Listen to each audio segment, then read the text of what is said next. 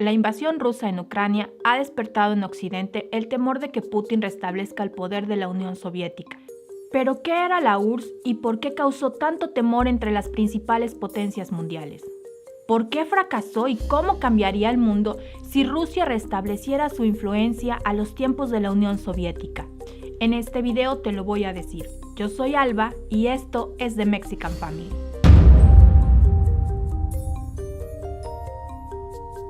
Todo esto que ves era el territorio de la URSS. Era la más grande del mundo territorialmente hablando, con una extensión de 22.4 millones de kilómetros cuadrados, o lo que era igual a una sexta parte de todo el territorio del planeta. Para igualar el territorio de la antigua Unión Soviética, tendríamos que sumar la superficie de Plutón, Australia, Antártida, América del Sur, el Océano Ártico y el Océano Antártico. Era tan grande que sus territorios tenían 11 zonas horarias distintas.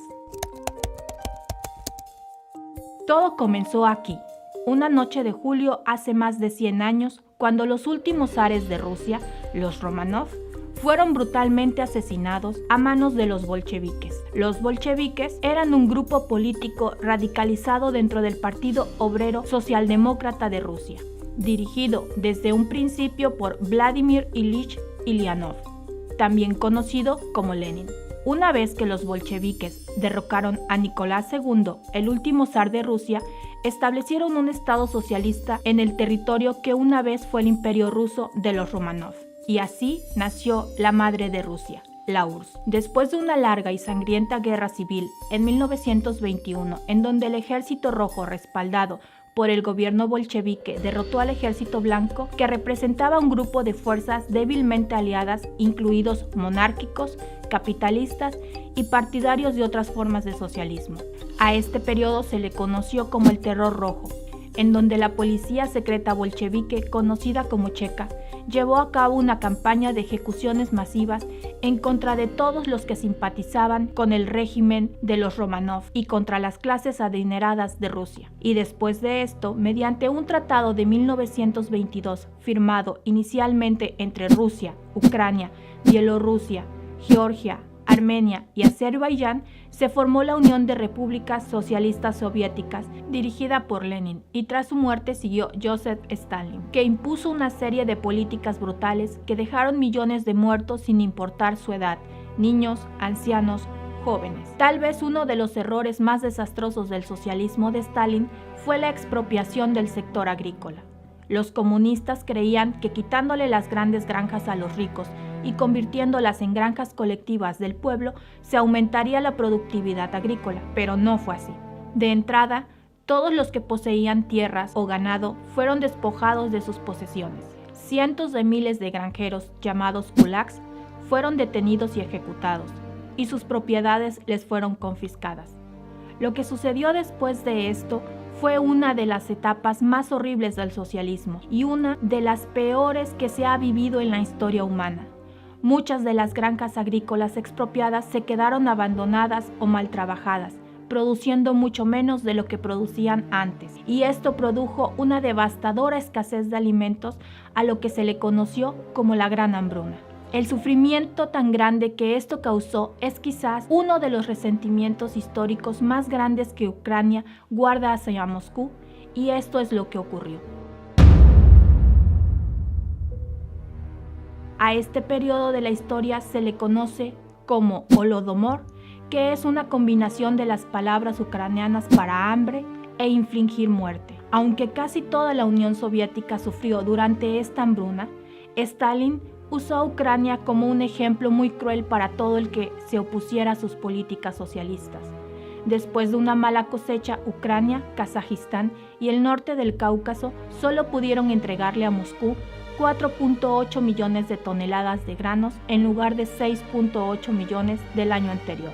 Así que Stalin ordenó a los destacamentos de la Dirección Política del Estado que incautaran todo el grano y el trigo ucranianos para que los ucranianos no pudieran tener semillas ni siquiera para sembrar sus tierras. Y el 7 de agosto de 1932, la URSS aprobó la Ley de las Espigas, que establecía castigos para todo el que se opusiera a que le confiscaran sus granos o los ocultara, y crueles castigos para todo campesino que se atreviera a robar grano de los grandes campos de Moscú. Pero a pesar de eso, los robos fruto de la desesperación fueron tan elevados que las autoridades soviéticas crearon tribunales para dictar penas de muerte a quien se atreviera a robar una sola fruta para alimentar a sus hijos que morían de hambre. Según los registros de la época, bajo esta ley de las espigas se ejecutó a más de 5.400 personas y 125.000 más fueron enviadas a los gulags, que eran campos de concentración soviético en Siberia.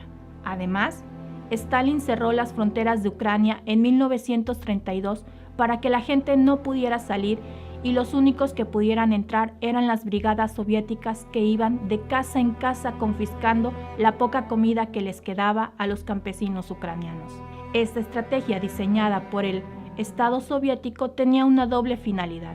Por una parte, pretendía eliminar físicamente a los campesinos que se resistían a la expropiación de sus tierras, sobre todo a los kulaks, que eran pequeños propietarios de tierras y ganado, y por otra parte, reprimir cualquier rebrote de nacionalismo ucraniano que se definía como pre-europeo o anti-Moscú.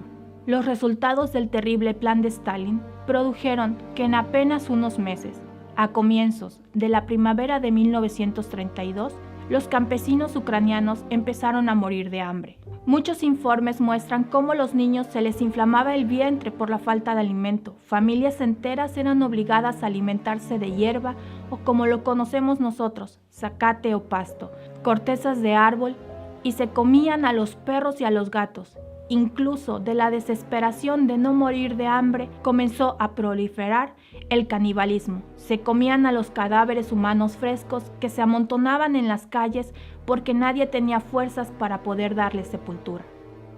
La cantidad de cadáveres que se acumulaban en Ucrania era tan grande que los soldados soviéticos tuvieron que usar trenes para llevar los cuerpos y cavar grandes fosas comunes para evitar que se propagaran más enfermedades. Las terribles consecuencias del Holodomor para Ucrania fue que alrededor de 7 millones de personas murieron de inanición y hasta un total de 40 millones de personas en toda la Unión Soviética se vieron afectadas por la hambruna. Para muchos historiadores, el Holodomor, que tuvo lugar entre 1932 y 1934, fue el mayor crimen cometido en época de Stalin y toda la historia de la Unión Soviética, constituyendo una de las más grandes tragedias humanitarias del siglo XX. Esa fue la cara atroz y oculta de la Unión Soviética, pero también tuvo otra cara, la cara pública, en donde a un costo muy alto, la URSS comenzaba a ser líder mundial en muchas cosas, desde la carrera armamentista hasta la tecnología espacial.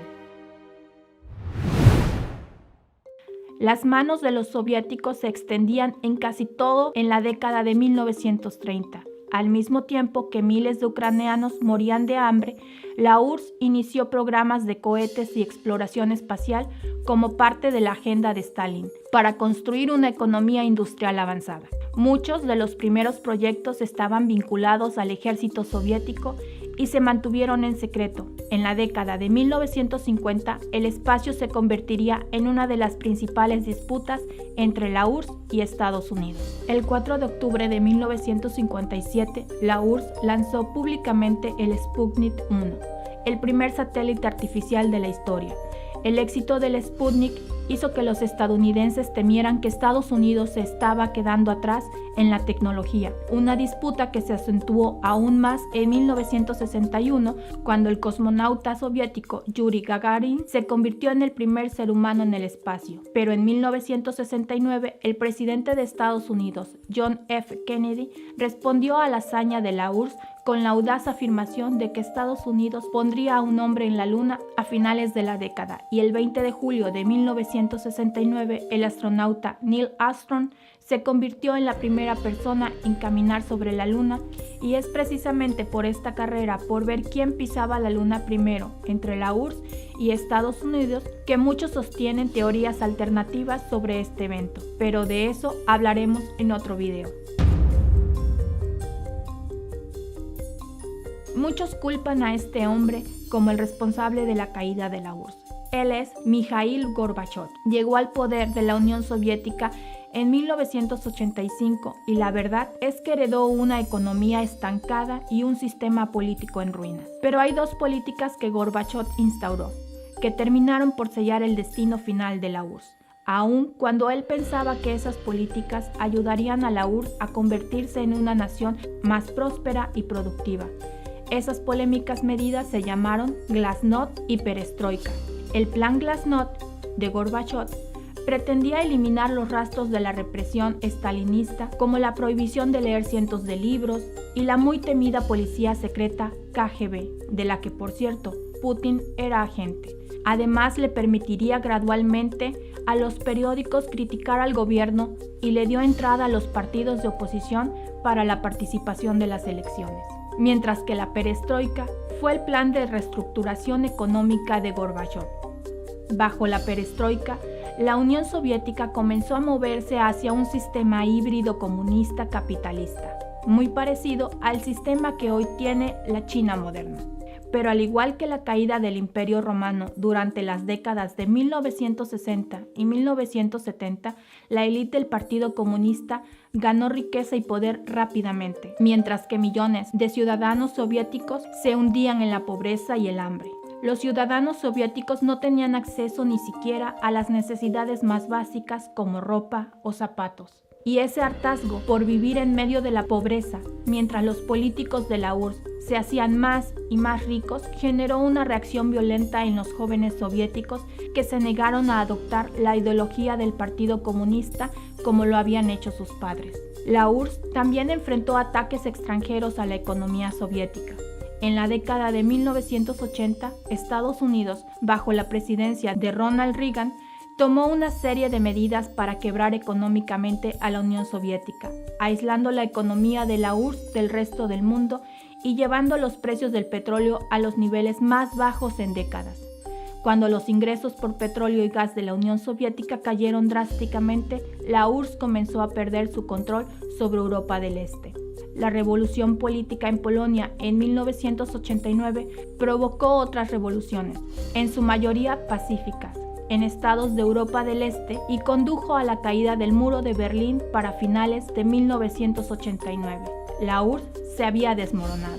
El día de Navidad de 1991, el presidente soviético Mikhail Gorbachov hizo historia en el mundo anunciando la disolución de la Unión Soviética y renunciando. El que había sido el Estado comunista más grande del mundo y el contrapeso de Estados Unidos terminó disolviéndose en 15 repúblicas independientes, convirtiendo a Estados Unidos en la única superpotencia mundial.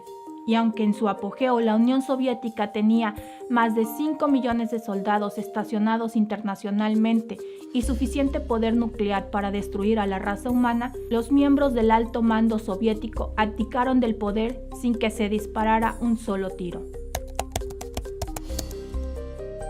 Después de la caída de la URSS, 15 naciones surgieron de las cenizas de la Unión Soviética. Los estados bálticos, compuestos por Lituania, Letonia y Estonia, fueron los primeros en lograr la autonomía. Lituania declaró su independencia en marzo de 1990, lo que provocó otras declaraciones similares en toda la URSS. Después de los referendos de votación popular de primavera, Gorbachov reconoció la separación de los tres estados en agosto y septiembre de 1991. Varios meses antes de la desaparición de la Unión Soviética el día de Navidad. Ucrania fue la siguiente en irse, con una abrumadora mayoría votando por la independencia mediante referéndum popular el 1 de diciembre de 1991, asestándose lo que fue esencialmente el golpe mortal a la URSS. La renuncia de Gorbachov y la disolución de la Unión Soviética se produjeron poco después, otorgando autonomía a Armenia, Azerbaiyán, Bielorrusia, Georgia, Kazajistán, Kirguistán, Moldovia, Tayikistán, Turkmenistán y Uzbekistán. La realidad es que muchos de los territorios perdidos por la URSS ya se encuentran de nuevo bajo el mando de Rusia y el avance de las tropas rusas en Ucrania parecieran delatar un esfuerzo de Moscú por recuperar lo perdido. mientras que para Ucrania significa perder lo ganado y reabrir terribles páginas de su historia como el Holodomor. Para el resto del mundo, en cambio, principalmente para Estados Unidos, representa el gran temor de la tensión internacional que se vivió durante la Guerra Fría y durante la expansión mundial de la influencia soviética que tenía en sus manos por todo el mundo. Dime en los comentarios para ti qué representa la invasión de Ucrania y si te ha gustado mi participación en The Mexican Family, regálame un like y suscríbete al canal. Yo soy Alba y te veo en un próximo video.